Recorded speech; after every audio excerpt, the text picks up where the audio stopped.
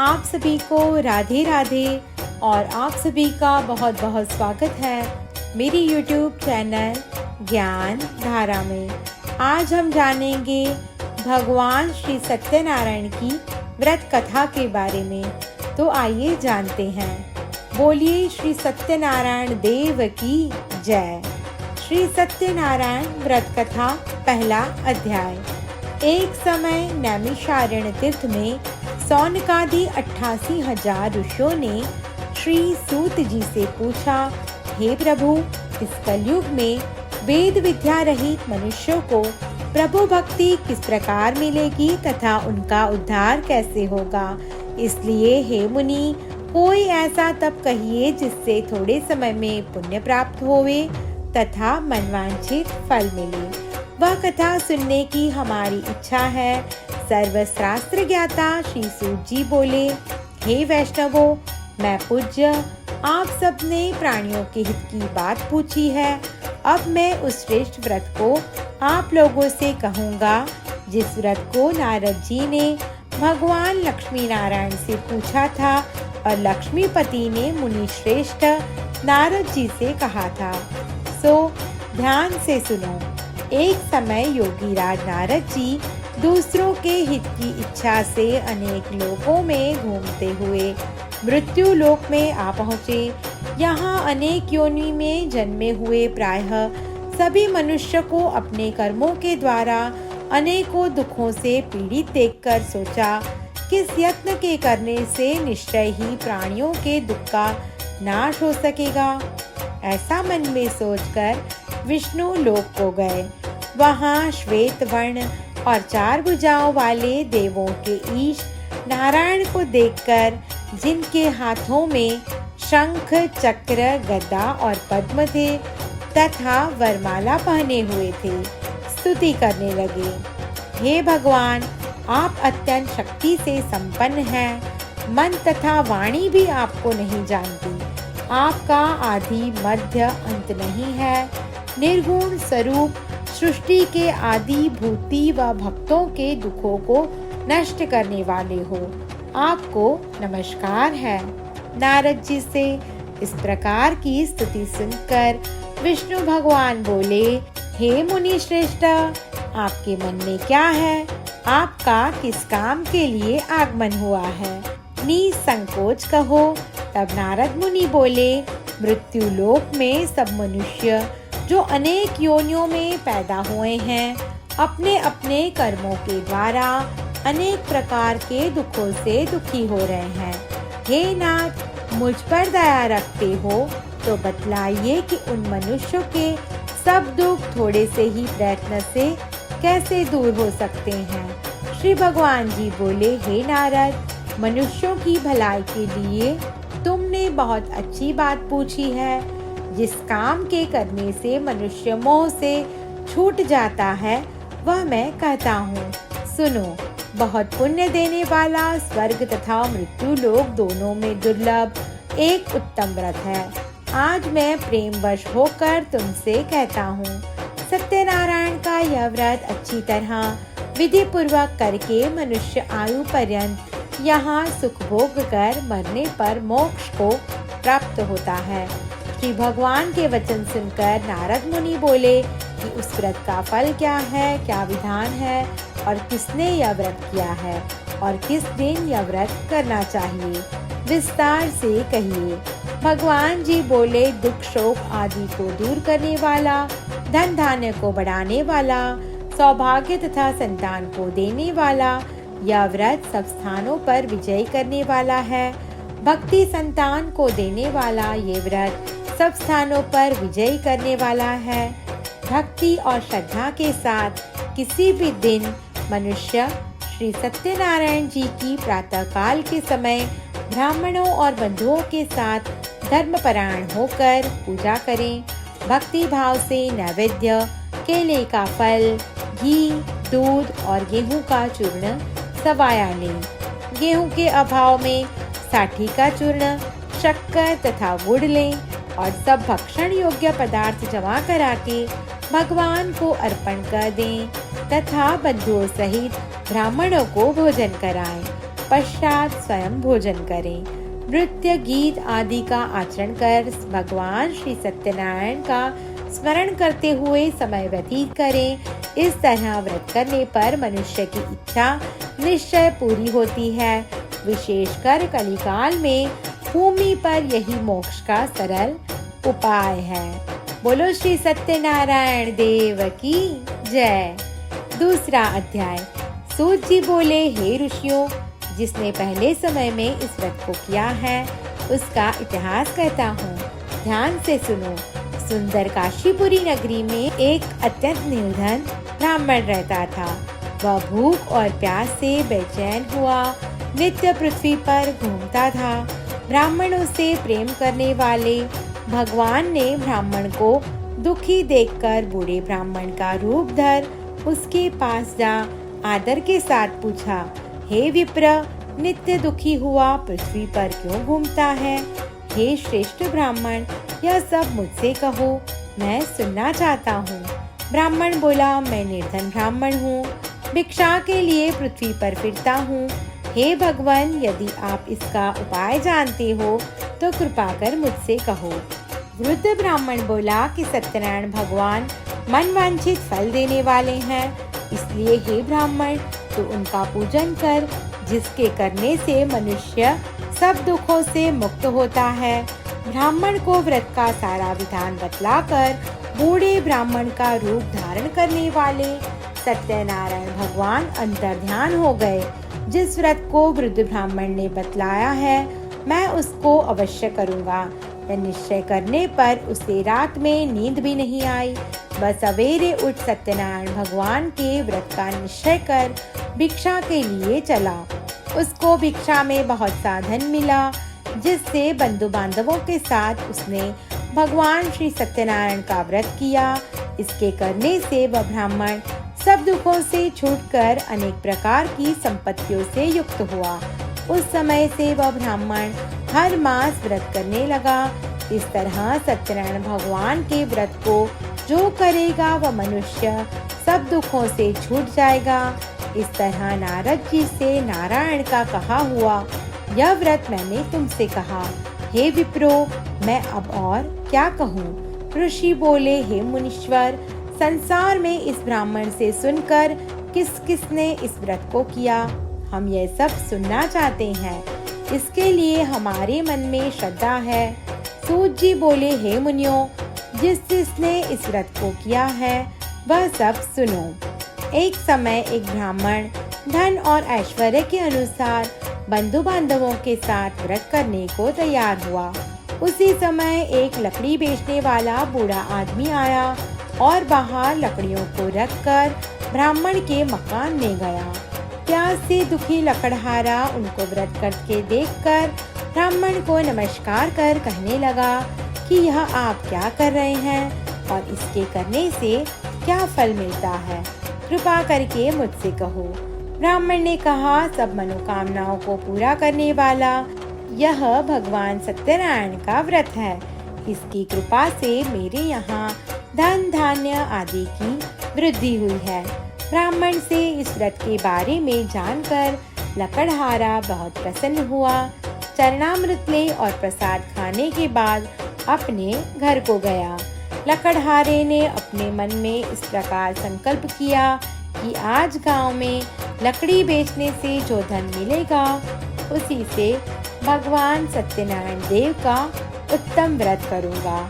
यह मन में विचार कर वह बूढ़ा आदमी लकड़ियां अपने सिर पर रखकर जिस नगर में धनवान लोग रहते थे वह ऐसे सुंदर नगर में गया। उस रोज वहां पर उसे उन लकड़ियों का दाम पहले दिनों से चौगुना मिला। तब वह बूढ़ा लकड़हारा दाम ले और अति प्रसन्न होकर पक्के केले की पूली, शक्कर, घी, दूध, दही और गेहूं का आटा इत्यादि सत्यनारायण भगवान के व्रत की कुल सामग्रियों को लेकर अपने घर गया। फिर उसने अपने भाइयों को बुलाकर विधि के साथ भगवान जी का पूजन और व्रत किया। उस व्रत के प्रभाव से वह बूढ़ा लकड़हारा धन, पुत्र आदि से युक्त हुआ और संसार के समस्त सुख भोग कर बैकुंठ को चला गया। बोलिए श्री सत्यनारायण देव की जय। तीसरा अध्याय। सूत जी बोले, हे श्रेष्ठ मुनियों, अब आगे की कथा करता हूँ, सुनो। पहले समय में उल्कामुख नाम का एक बुद्धिमान राजा था। वह सत्यवक्ता और जितेंद्रिय था। प्रतिदिन देवस्थानों पर जाता तथा गरीबों को धन देकर उनके कष्ट दूर करता था। उसकी पत्नी कमल के समान मुख वाली और सती साध्वी थी। भद्रशिला नदी के तट पर उन दोनों ने भगवान श्री सत्यनारायण का व्रत किया। उस समय में वहाँ एक साधु वैश्य आया। उसके पास व्यापार के लिए बहुत सा धन था। वह नाव को किनारे पर ठहराकर राजा के पास आ गया और राजा को व्रत करते हुए देखकर विनय के साथ पूछने लगा, हे राजन, भक्ति युक्त चित्त से यह आप क्या कर रहे हैं? मेरी सुनने की इच्छा है, तो आप यह मुझसे कहिए। राजा बोला, हे साधु, अपने बांधवों के साथ पुत्रादि की प्राप्ति के लिए यह महाशक्तिवान सत्यनारायण भगवान का व्रत व पूजन किया जा रहा है। राजा के वचन सुनकर साधु आदर से बोला, हे राजन, मुझसे इसका सब विधान कहें। मैं भी आपके कथा अनुसार इस व्रत को करूँगा। मेरे भी कोई संतान नहीं है और इससे निश्चय ही होगी। राजा से सब विधान सुन व्यापार से निवृत्त हो वह आनंद के साथ घर गया। साधु ने अपनी स्त्री से संतान देने वालों उस व्रत का समाचार सुनाया और कहा कि जब मेरे संतान होगी तब मैं इस व्रत को अवश्य करूँगा। साधु ने ऐसे वचन अपनी स्त्री लीलावती से कहे। एक दिन उसकी स्त्री लीलावती पति के साथ आनंदित हो सांसारिक धर्म में प्रवृत्त होकर सत्यनारायण भगवान की कृपा से गर्भवती हो गई तथा 10वें महीने में उसके एक सुंदर कन्या का जन्म हुआ। दिनों दिन वह इस तरह बढ़ने लगी जैसे शुक्ल पक्ष का चंद्रमा बढ़ता है। कन्या का नाम कलावती रखा गया। तब लीलावती ने मीठे शब्दों में अपने पति से कहा कि जो आपने संकल्प किया था भगवान का व्रत करूंगा, अब आप उसे करिए। साधु बोला, हे प्रिय, इसके विवाह पे करूंगा।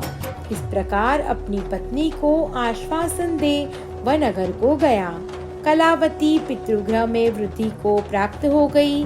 साधु ने जब नगर में सखियों के साथ अपनी पुत्री को देखा तो तुरंत ही दूत बुलाकर कहा कि पुत्री के वास्ते कोई सुयोग्य वर देख कर लाओ।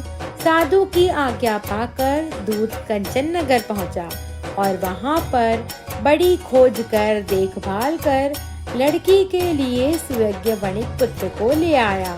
उस सुयोग्य लड़की को देखकर साधु ने अपने बंधु बांधवों के साथ प्रसन्नचित अपनी पुत्री का विवाह उसके साथ कर दिया। किंतु दुर्भाग्य से विवाह के समय भी उस व्रत को करना भूल गया। तब श्री भगवान क्रोधित हो गए और श्राप दिया कि तुम्हें दारुण दुख प्राप्त होगा। अपने कार्य में कुशल साधु बनिया जामाता सहित समुद्र के समीप स्थित रत्नपुर नगर में गया और वहां दोनों ससुर जमाई चंद्रकेतु राजा के उस नगर में व्यापार करने लगे। एक रोज भगवान सत्यनारायण की माया से प्रेरित कोई चोर राजा का धन चुराकर भागा जा रहा था, किंतु राजा के दूतों को आता देखकर चोर ने घबराकर भागते हुए राजा के धन को वहीं चुपचाप रख दिया जहां वो ससुर जमाई ठहरे हुए थे। जब दूतों ने उस साधु वैश्य के पास राजा के धन को रखा देखा तो वे दोनों को बांध के ले गए और प्रसन्नता से दौड़ते हुए राजा के समीप जाकर बोले, ये दो चोर हम पकड़कर लाए हैं, देखकर आज्ञा दें। तब राजा की आज्ञा से उनको कठोर कारावास में डाल दिया गया और उनका सब धन छीन लिया।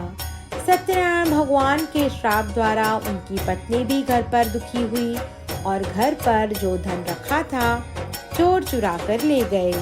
शारीरिक व मानसिक पीड़ा तथा भूख प्यास से अति दुखित हो अन्न की चिंता में कलावती एक ब्राह्मण के घर गई। वहां उसने भगवान श्री सत्यनारायण का व्रत होते देखा। फिर कथा सुनी तथा प्रसाद ग्रहण कर रात को घर आई। माता ने कलावती से कहा, हे पुत्री, अब तक कहाँ रही? वह तेरे मन में क्या है? कलावती बोली, हे माता, एक ब्राह्मण के घर पर श्री सत्यनारायण भगवान का व्रत देखा है। कन्या के वचन सुनकर लीलावती भगवान के पूजन की तैयारी करने लगी। लीलावती ने परिवार और बंधुओं सहित भगवान श्री सत्यनारायण का व्रत और पूजन किया और वर मांगा कि मेरे पति और दामाद शीघ्र आ जाएं। साथ ही प्रार्थना की कि हम सबका अपराध क्षमा करो। भगवान सत्यनारायण इस व्रत से संतुष्ट हो गए और राजा चंद्रकेतु को स्वप्न में दर्शन देकर कहा, हे राजन, दोनों वैश्यों को प्रातः ही छोड़ दो और उनका सब धन जो तुमने ग्रहण किया है दे दो, नहीं तो मैं तेरा धन, राज्य, पुत्रादि सब नष्ट कर दूंगा। राजा से ऐसे वचन कहकर भगवान अंतर्ध्यान हो गए। प्रातः काल राजा चंद्रकेतु ने सभा में अपना स्वप्न सुनाया। फिर दोनों वणिक पुत्रों को कैद से मुक्त कर सभा में बुलाया। दोनों ने आते ही राजा को नमस्कार किया। राजा मीठे वचनों से बोले, हे महानुभावों, भावी वर्ष ऐसा कठिन दुख प्राप्त हुआ है, अब तुम्हें कोई भय नहीं। ऐसा कहकर राजा ने उनको नए नए वस्त्र और आभूषण पहनाए तथा उनका जितना धन लिया था उससे दुगना धन देकर आदर सहित विदा किया। दोनों वैश्य अपने घर को निकल दिए। बोलो श्री सत्यनारायण भगवान की जय। चौथा अध्याय।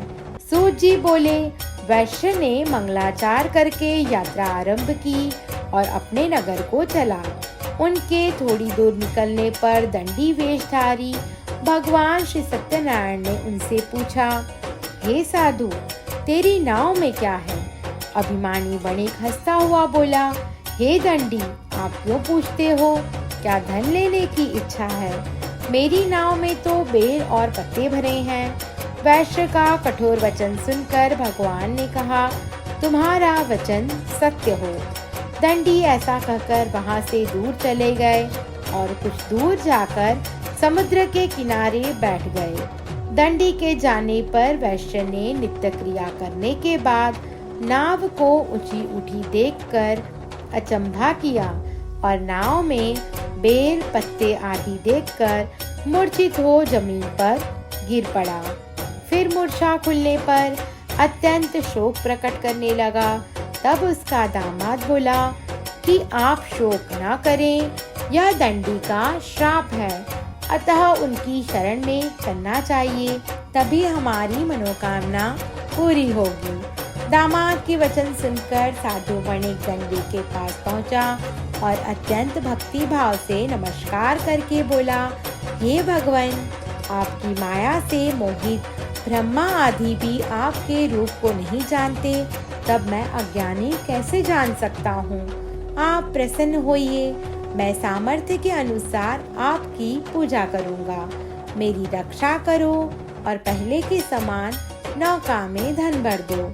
उसके भक्ति युक्त वचन सुनकर भगवान प्रसन्न हो उसकी इच्छा के अनुसार वर देकर अंतर ध्यान हो गए।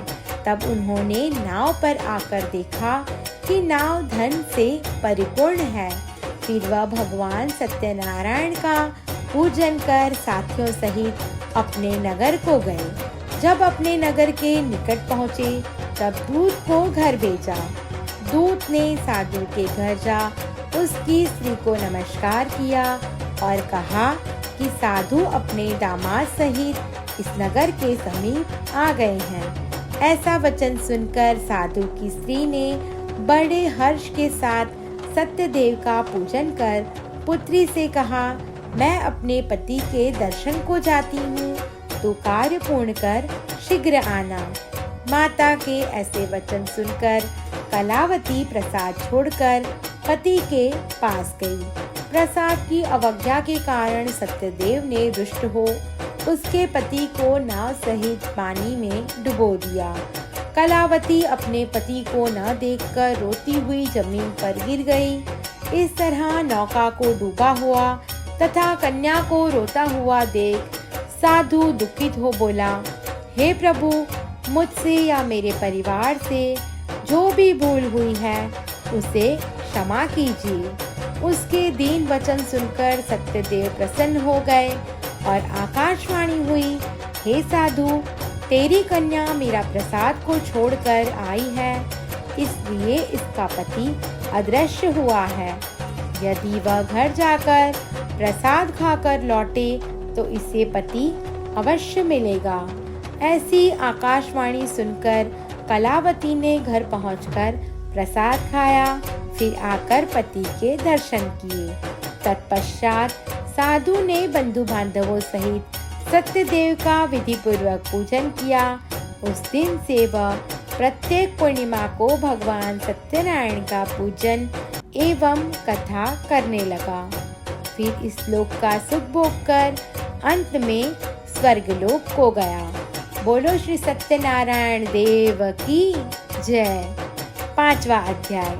सूत जी बोले, हे ऋषियों, मैं और भी कथा कहता हूँ, सुनो। प्रजापालन में लीन तुंगध्वज नाम का एक राजा था। उसने भी भगवान का प्रसाद त्याग कर बहुत दुख पाया। एक समय वन में जाकर वन्य पशुओं को मारकर बढ़ के नीचे आया। वहाँ उसने ग्वालों को भक्ति भाव से बांधवों सहित भगवान श्री सत्यनारायण जी का पूजन करते देखा। राजा देखकर भी अभिमानवश वहाँ नहीं गया और न ही नमस्कार किया। तब ग्वालों ने भगवान का प्रसाद उसके सामने रखा तो वह प्रसाद को त्याग कर अपनी सुंदर नगरी को चला। वहीं उसने अपना सब कुछ नष्ट पाया तो वह जान गया कि यह सब भगवान ने किया है। तब वह विश्वास कर ग्वालों के समीप गया और विधि पूर्वक पूजन कर प्रसाद खाया तो सत्यदेव की कृपा से पहले जैसा था वैसा ही हो गया। फिर दीर्घकाल तक सुख भोग कर मरने पर स्वर्ग लोक को गया। जो मनुष्य इस परम दुर्लभ व्रत को करेगा, भगवान की कृपा से उसे धन धान्य की प्राप्ति होती है तथा सब मनोरथ पूर्ण होकर अंत में बैकुंठ धाम को प्राप्त होते हैं। जिन्होंने पहले इस व्रत को किया, अब उनके दूसरे जन्म की कथा कहता हूँ। वृद्ध शतानन ब्राह्मण ने सुदामा का जन्म लेकर मोक्ष को पाया। उल्कामुख नाम का राजा दशरथ होकर बैकुंठ को प्राप्त हुए। साधु नाम के वैश्य ने मोर ध्वज बनकर अपने पुत्र को आरे से चीरकर मोक्ष को प्राप्त किया। महाराज तुंगध्वज ने स्वयंभू होकर भगवान में भक्ति युक्त कर्म कर मोक्ष को प्राप्त किया। इति श्री सत्यनारायण व्रत कथायां संपूर्णम। बोलिए श्री सत्यनारायण देव की जय। श्री सत्यनारायण जी की आरती। जय लक्ष्मी रमणा स्वामी, जय लक्ष्मी रमणा। सत्यनारायण स्वामी, सत्यनारायण स्वामी, जनपातक हरणा। ओम जय लक्ष्मी रमणा। रत्न जड़ित सिंहासन अद्भुत छवि राजे। नारद करत निरंजन, नारद करत निरंजन, घंटा ध्वनि बाजे। ओम जय लक्ष्मी रमणा। प्रगट भये कलि कारण, द्विज को दर्श दियो। बूढ़ो ब्राह्मण बनकर, बूढ़ो ब्राह्मण बनकर, कंचन महल कियो। ओम जय लक्ष्मी रमणा। दुर्बल भील कठारो, इन पर कृपा करी। चंद्रचूड़ एक राजा, चंद्रचूड़ एक राजा जिनकी विपत्ति हरी। ओम जय लक्ष्मी रमणा। वैश्य मनोरथ पायो श्रद्धा तज दीनी। सो फल भोग्यो प्रभु जी, सो फल भोग्यो प्रभु जी, फिर स्तुति कीनी। ओम जय लक्ष्मी रमणा। भाव भक्ति के कारण छिन छिन रूप धर्यो। श्रद्धा धारण कीनी, श्रद्धा धारण कीनी, तिनको काज सर्यो। ओम जय लक्ष्मी रमणा। ग्वाल बाल संग राजा वन में भक्ति करी। मन वांछित फल दीनो, मन वांछित फल दीनो, दीन दयाल हरि। ओम जय लक्ष्मी रमणा। चढ़त प्रसाद सवाया कदली फल मेवा। धूप दीप तुलसी से, धूप दीप तुलसी से, राजी सत्य देवा। ओम जय लक्ष्मी रमणा। श्री सत्यनारायण जी की आरती जो कोई नर गावे। कहत शिवानंद स्वामी, कहत शिवानंद स्वामी, मनवांछित फल पावे। ओम जय लक्ष्मी रमणा। ओम जय लक्ष्मी रमणा। स्वामी जय लक्ष्मी रमणा। सत्यनारायण स्वामी, सत्यनारायण स्वामी, जनपातक हरणा। ओम जय लक्ष्मी रमणा। ओम नमो भगवते वासुदेवाय। आप सभी को मेरी ये वीडियो पसंद आई हो तो मेरा YouTube चैनल ज्ञान धारा को लाइक, शेयर और सब्सक्राइब करना ना भूलें। धन्यवाद।